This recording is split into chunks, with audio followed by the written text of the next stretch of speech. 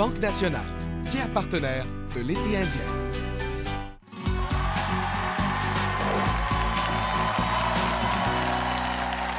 Et on va terminer maintenant la dernière partie avec quelqu'un que les Français aiment beaucoup et qui a un parcours tellement atypique. C'est notre ami Corneille. On regarde, Corneille, si tu le veux bien, ton portrait vidéo. À 16 ans, Corneille enregistre ses premières chansons dans un studio de Kigali, au Rwanda. La nuit du 15 avril 1994 survient l'horreur. Toute sa famille est victime du génocide. Il est le seul survivant. Pour fuir le danger, Corneille s'échappe vers le Congo. Il s'installe ensuite en Allemagne, puis au Québec, où il fonde le groupe One. Son meilleur refuge demeure la musique. En 2002, il débute sa carrière solo avec l'album « Parce qu'on vient de loin ». Un coup de cœur dans toute la francophonie. En 2004, il reçoit le Félix de l'interprète masculin de l'année au Québec. L'année suivante, c'est le Energy Award pour le meilleur clip de l'année et le European Border Breakers du meilleur artiste francophone. En 2013, Corneille participe à l'album Forever Gentleman aux côtés de Rock Voisine et Vincent Niclot. Les 7 albums de Corneille se sont vendus à 2 millions d'exemplaires. Comme on peut l'entendre sur son plus récent opus Entre Nord et Sud, Corneille est au sommet de sa vie. Corneille, venir de loin pour aller encore plus loin.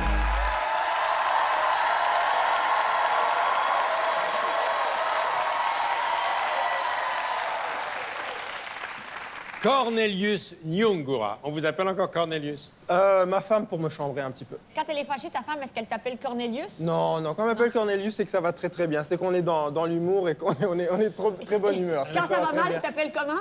Elle m'appelle pas. Elle m'appelle pas.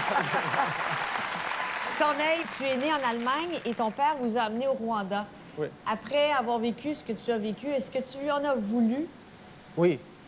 Est-ce que tu t'es dit pourquoi notre papa nous a amenés là? Oui. Chaque fils exprime une colère à un moment donné face à son père, généralement, et malheureusement, on se le permet quand les pères ne sont plus là. Et moi, ça a été ça, ma colère. C'était... Aujourd'hui, avec du recul, je me suis rendu compte que j'étais un petit peu trop dur avec lui, mais je lui en ai voulu beaucoup de ne pas avoir eu le réflexe de nous en sortir avant. Mais quand votre père vous emmène au Rwanda, vous deviez avoir 6 ans, et là, le pays est calme à ce moment-là. Oui, le drame est arrivé plus tard. Oui, le drame est arrivé 10 ans plus tard. Ouais. 10 ans plus tard. Ouais. C'est drôle parce que plus je fais la paix avec ce drame-là et plus j'ai de la misère à parler du détail, puis j'ai toujours de la misère à aller dans le graphisme de tout ça. Mais ils sont rentrés chez nous, puis ça s'est passé pour... Je ne connais pas un Rwandais qui n'a pas connu ce genre de drame, au moins par procuration, tu sais, avec 1 degré de séparation où les gens sont rentrés chez eux, puis on commençait à tirer sur tout le monde, puis on a 1 ou 2 ou 3 qui s'en sont tirés. Mais quand ils ont commencé à tirer, qu'est-ce que tu as fait, toi, pour pas être atteint? Moi, j'ai eu le réflexe de me cacher derrière un canapé. Ils m'ont cru... mort, j'imagine, puis ils sont partis. Mais j'étais persuadé que je n'allais pas y passer. C'est une conviction que j'avais ferme. Et après, quand ils sont repartis de chez vous, quand ils ont arrêté de tirer, ça a été quoi ton premier réflexe?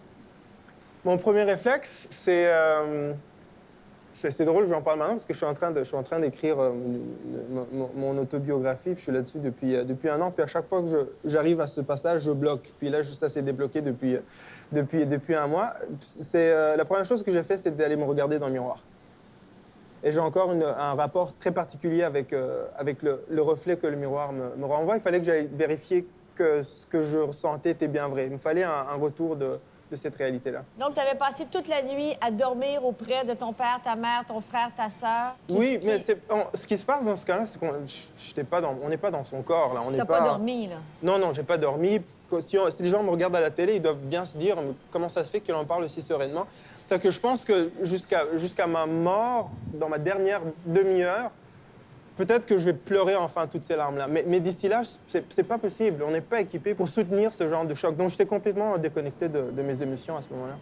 Est-ce que tu as pu enterrer tes proches après le drame? Moi, dans mon malheur, j'ai eu une chance que beaucoup de Rwandais dans ma situation n'ont pas eu, beaucoup de rescapés n'ont pas eu.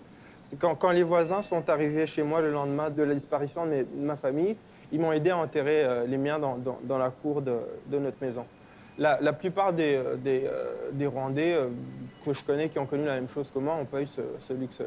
Alors, vous êtes marié avec une charmante Québécoise, Sophia de Ménérose. Vous êtes le papa d'un petit garçon qui s'appelle Marie. Ouais. Vous lui raconterez bien sûr tout ça. Comment Oui. vous allez lui raconter tout ça quand il sera grand? On a un garçon extraordinaire parce qu'il est... La magie de la vie veut qu'il a fait renaître ma famille. Et il a presque ressuscité. Parce qu'il a des expressions de mon père, il a des manies qui me font penser à un de mes frères, il a une curiosité intellectuelle qui me fait penser à mon autre petit frère. On a des photos de ma famille dans le salon. Et très, très tôt, il a compris le concept de « j'ai une autre famille qui n'est pas là », puisque je vois des photos de gens que je ne vois pas, parce que ses grands-parents du côté de sa mère, il les voit, il les côtoie, ils sont dans son quotidien. Et il y a cette partie de sa famille qui n'est pas là, mais il a intégré, c'est la sienne aussi. Donc très, très, très vite, dès qu'il a commencé à parler, il me disait, c'est grand-papa et grand-maman qui sont au ciel, puis il les a intégrés dans son quotidien à lui. Il paraît que le jour de votre mariage, d'une certaine manière, votre femme a fait en sorte que votre famille soit réunie. On s'est mariés, c'était assez confidentiel, il y avait une 60aine de personnes. Puis elle a eu l'audace et le courage de dire, une table, on va réserver une table, on n'y touchera pas, et on réservera, il n'y aura aucun invité. Et il y aura autant de sièges qu'il y avait de membres de ta famille. Il y avait un très beau bouquet de fleurs. Et on va lever un verre en leur honneur. On la voit, la table. Voilà, ouais, c'est la fameuse Et elle a écrit le nom de ton père? De mon père, de ma mère, de mes 2 frères, de ma petite sœur. Et on a toasté en leur mémoire. Ouais. C'est vraiment un beau... Et ce qu'il y a de fort, moi, je trouve, en tout cas, c'est qu'elle t'a convaincu d'aller suivre une psychanalyse. C'est convaincre un homme d'aller en psychanalyse, c'est assez difficile. Un homme africain. C'est un exploit. C'est un exploit parce que pour un Africain, la psychanalyse, on y va parce qu'on est fou. Culturellement, la psychanalyse, je n'étais pas rendu là.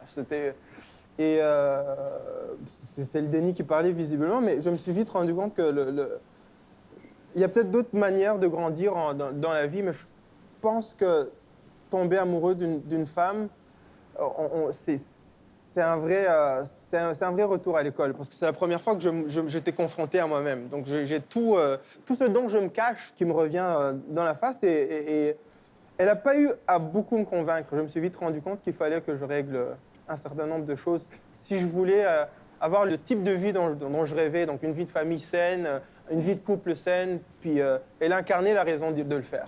Et j'ai pris l'initiative. Il y a une chanson, Les sommets de nos vies, que j'ai en permanence dans la tête.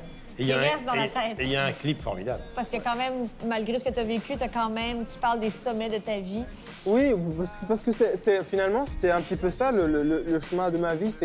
Il y a une partie qui a été très, très tragique, mais la destination, si tout devait s'arrêter aujourd'hui, puis je devais en faire un bilan, je m'en suis pas mal sorti quand même. Est-ce que tu dirais que c'est ta femme qui t'a donné le plus grand soleil de ta vie à ce jour? Oui, clairement. Si j'avais su que le meilleur de ma vie m'attendait en exil dans tes bras, et je chante les sommets de nos vies, les sommets de nos vies. Il y en a partout. J'ai besoin de sentir le froid, mourir au fond de chaque pierre. Merci à nos partenaires. Ameublement extérieur Lounge Factory. Fermont, Lorraine Elisabeth. Cité Caravane. Et Loup Froid.